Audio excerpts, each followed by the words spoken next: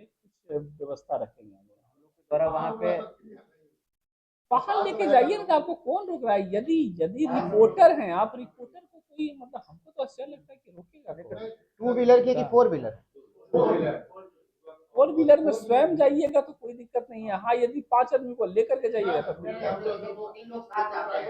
तो 3 लोग के पास स्लिप रहेगा तो कोई दिक्कत नहीं है। ये तो ऐसा हमको नहीं लगता कि होना चाहिए। नहीं रोका जाएगा, हमको मतलब बताइए। नहीं रोका जाएगा।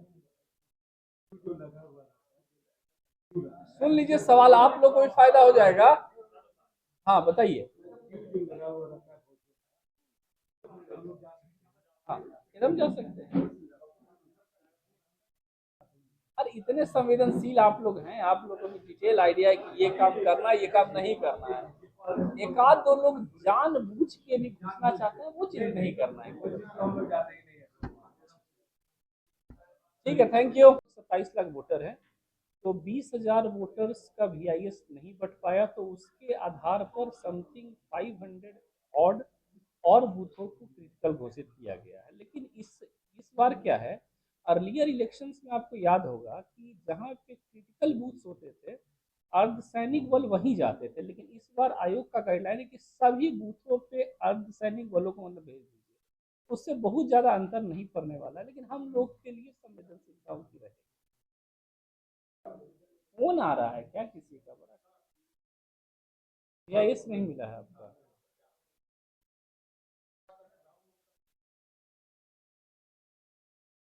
वोटर इंफॉर्मेशन स्लिप का वोटिंग राइट से कोई सीधा संबंध है ही नहीं। वोटर इंफॉर्मेशन स्लिप सहूलियत के लिए दी जाती है कि आपको अपना सीरियल नंबर का बस जानकारी हो जाए। VIS जो है, VIS से आपका वोटिंग राइट्स यूज करना नहीं यूज करने का मतलब ही नहीं है। यदि VIS आपके पास है, वोटर इंफॉर्मेशन स्लिप है, उसके बाद भी जो जो आपका आयोग का गाइडलाइन में 12 डॉक्यूमेंट है वो आपको नहीं रहेगा, तो आपको वोट डालने नहीं दिया जाएगा। लेकिन यदि आपके पास VIS नहीं है और 12 गाइडलाइन में डॉक्यूमेंट है, तो आप वोट डाल सकते हैं। VIS का वोटिंग राइट से कोई मतलब नहीं है। नहीं, गलत है तब वो। VIS का वोटिंग राइट से कोई मतलब ही नहीं है। VIS क्या होता है ना कि उसमें आपको एग्जैक्ट पता हो जाता है, मेरा सीरियल नंबर ये है, मेरा बूथ नंबर ये है, तो आप जाते हैं तो आप सीधा बताते हैं कि सीरियल नंबर इतना में मेरा नाम है। फास्ट मतलब वोटिंग हो गया।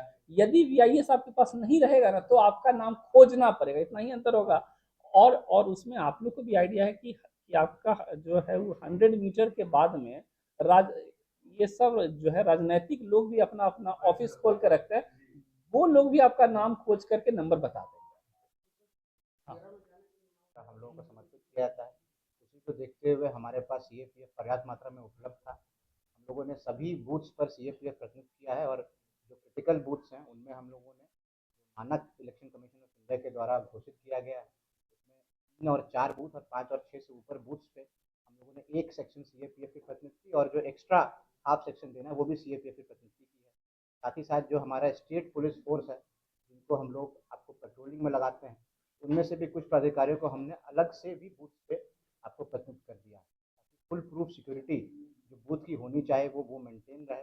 और जैसा कि आपको जिला प्राधिकारी महोदय ने बताया, जो वॉलंटियर्स हैं वो लोग भी वहाँ पे मौजूद रहेंगे, ताकि पारदर्शिता से वोटिंग रहे। और हम लोगों के द्वारा वहाँ पे होमगार्ड्स, ट्रेनी कांस्टेबल्स, चौकीदार, इनकी भी प्रतिनियुक्ति की गई है, जो क्यूइंग कराएंगे।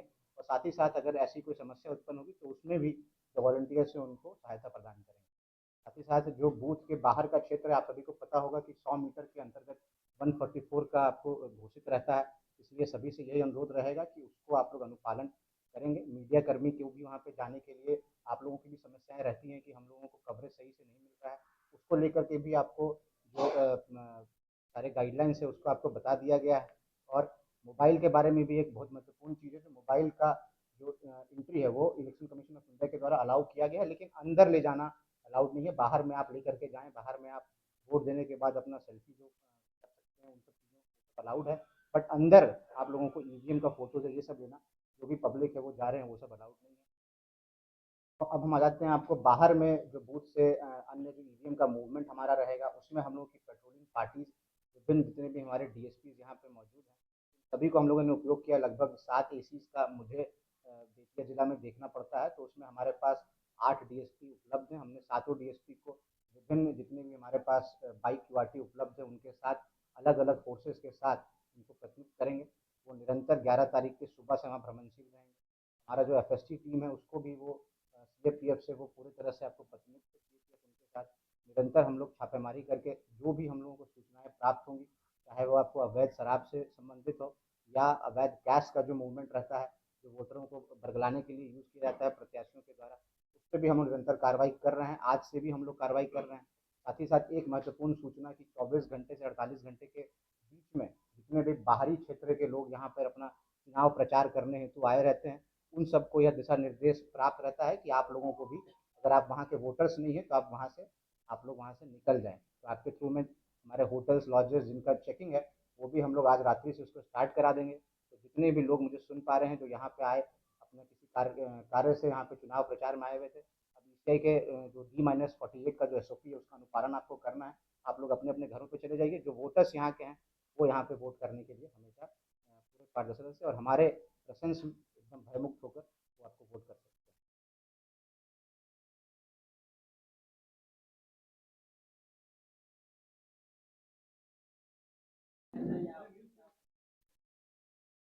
सवाल थोड़ा रिपीट कर।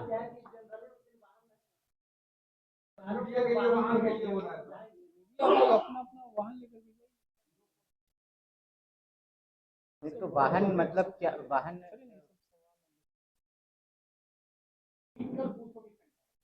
क्रिटिकल बूथ आज जो हमारे जो मतदान दल के सदस्य लोग हैं उन लोगों का ज्वाइनिंग लिया गया और एसपी साहब के द्वारा और मेरे द्वारा जो है इलेक्शन के बारे में विस्तृत रूप से जानकारी दी गई है। हम लोग के पास फोर्स सफिशिएंट मात्रा में है। फोर्स और मतदान दल के जो हमारे लोग हैं उनका जो है मिलान भी हो गया है। हर एक 10-10 बूथों पे सेक्टर ऑफिसर हैं और फिर जो है 5-5 सेक्टर ऑफिसर्स के ऊपर जोनल मजिस्ट्रेट है और उसके बाद सुपर जोनल का भी कंसेप्ट हम लोगों ने रखा है। आज आप लोग जानते हैं कि 11 को जो है मतदान है हमारा और आज अभी जस्ट वन वन आवर के बाद जो है जो समय जो था जिसमें लोग अपने बारे में अभ्यर्थी गण जो है लोगों के बीच प्रचार प्रसार करते हैं वो समय समाप्त हो रहा है और 48 घंटे का एसओपी जो हम लोग का होता है वो अब जारी हो जाएगा और हम लोग जो है इंटरनेशनल बॉर्डर्स 72 घंटे अर्ली में सील हो चुकी है नेपाल के साथ हमारा। 48 आवर्स बिफोर में जो है इंटर स्टेट बॉर्डर मतलब जो जो हमारा यूपी का जो है बॉर्डर वो सील हो जाएगा। मतदान दलों को हम लोगों ने विस्तृत तौर से जानकारी दी है और इस बार आप सब लोग जानते हैं कि आयोग के दिशा निर्देश में बहुत से स्पेशल इनिशिएटिव लिए गए हैं। उसमें एक महत्वपूर्ण अवयव होगा कि जितने पीठासीन अधिकारी हैं उनके फ़ोन में मोबाइल एप्लीकेशन एक रहेगा। मोबाइल एप्लीकेशन आज इंस्टॉल हो गया है। सुबह में कल जब लोग ईवीएम लेने के लिए आएंगे तो लॉगिन भी कर लिया जाएगा उनका और जब वो लोग मतदान स्थल पे जाएंगे मतलब बूथ पे हमारे जाएंगे तो फिर अराइवल रिपोर्ट भी पीआरओ एप्लीकेशन के माध्यम से ही हम लोग लेंगे। जब ये लोग मतदान स्थल पे जाएंगे बूथों पे जाएंगे तो वहाँ पे हम लोगों ने हर एक बूथ पर रसोइया का इंतजाम रखा है भोजन के लिए। साथ ही साथ बूथ पे जाकर के आसपास का एरिया का मॉनिटरिंग इनके द्वारा हो जाएगा। कहीं कोई भी संवेदनशीलता होगी तो जानकारी हम लोग को दी जाएगी और फिर 11 को मॉर्निंग से वोटिंग होगा हम लोग के बाद। वोटिंग में भी हर एक 2-2 घंटे पे मतलब सुबह 9 बजे 11 बजे इस टाइप से उन लोग को पीठासीन पदाधिकारी का एप्लीकेशन जो है उसमें वीटीआर डालना होगा।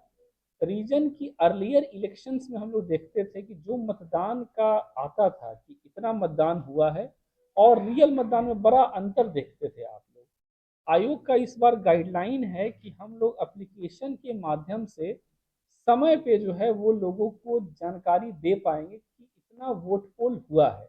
वरना बहुत बार आरोप भी लगता रहा है कि इवनिंग में जब 17C एक होता है 17C बेसिकली है जिसमें कि जितना वोट पोल हुआ उसका पूरा डाटा रहता है, इतना जेंट्स ने दिया महिला ने इतना दिया उसका डाटा रहता है। तो ये भी आयोग का निर्देश हुआ है कि 17C सभी बूथों पर जितने पॉलिटिकल एजेंट रहेंगे, मतलब बूथ में जो मतदान के लिए रहते हैं अभ्यर्थी के लोग, उनको 17C का कॉपी देंगे हम लोग, और ये मैंडेटरी है।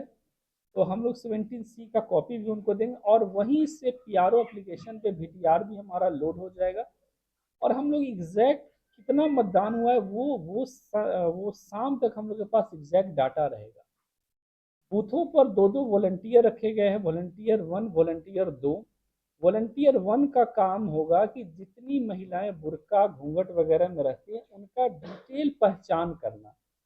आप लोग के माध्यम से भी और बहुत से माध्यम से बार बार यह सवाल उठाता जाता रहा है कि बहुत बार बोगस वोटिंग होता है, तो हम लोगों ने हर एक बूथ पे वॉलंटियर 1 दे दिया है।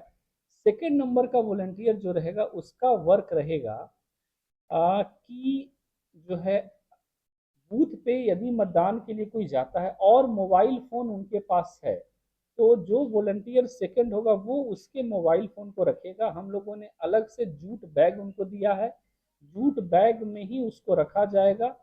हमारा या फिर आयोग का सख्त निर्देश है कि कोई भी व्यक्ति बूथ के भीतर फ़ोन लेकर के नहीं जाएगा। सिर्फ और सिर्फ जो है पीठासीन अधिकारी के पास मोबाइल रहेगा, क्योंकि उसको VTR एप्लीकेशन पे जो है डालना पड़ेगा। बेस्ट कोई भी स्टाफ या फिर जो वहाँ पर एजेंट रहेंगे या फिर सेक्टर ऑफिसर रहेगा, कोई भी फ़ोन लेकर के बूथ के भीतर नहीं जाएगा। तो ये एक गाइडलाइन था। मीडिया के बारे में भी फोर्सेज को भी हम लोगों ने और पीठासीन अधिकारियों को भी ब्रीफिंग दी गई है कि मीडिया जो है बाउंड्री वॉल के भीतर में रह सकता है, लेकिन मतदान स्थल के भीतर में जहाँ मतलब वोटिंग होता रहेगा वहाँ पे नहीं जाएगा। इसके लिए निर्देश उनको दे दिया गया है। सिक्योरिटी के इंतजाम है। आज भी आदर्श आचार संहिता के उल्लंघन पे एक आध दो अभ्यर्थियों के ऊपर जो है FIR हुआ है। बगहा में एक जो है FIR हुआ है, उसमें था कि शेड्यूल समय जो दिया गया था रोड शो का, रोड शो के समय के बाद तक उन लोग के द्वारा रोड शो हो रहा था। और बेतिया में भी एक FIR हुआ है, उनके द्वारा निर्धारित संख्या से ज़्यादा मात्रा में मतलब वकील और जो स्वीकृति प्राप्त वकील नहीं था, तो उसके ऊपर FIR हुआ है। अभी से हम लोग लगातार सख्ती के साथ ECI के गाइडलाइन के अनुसार इलेक्शन संपन्न हम लोग का होगा, और उसमें जो है मीडिया का भी सकारात्मक रोल रहेगा। जो फीडबैक आप लोग का हम लोग के पास रहेगा उसके आधार पर भी डिफरेंट स्टेप्स हम लोग लेते रहेंगे। पूरे बेतिया जिला में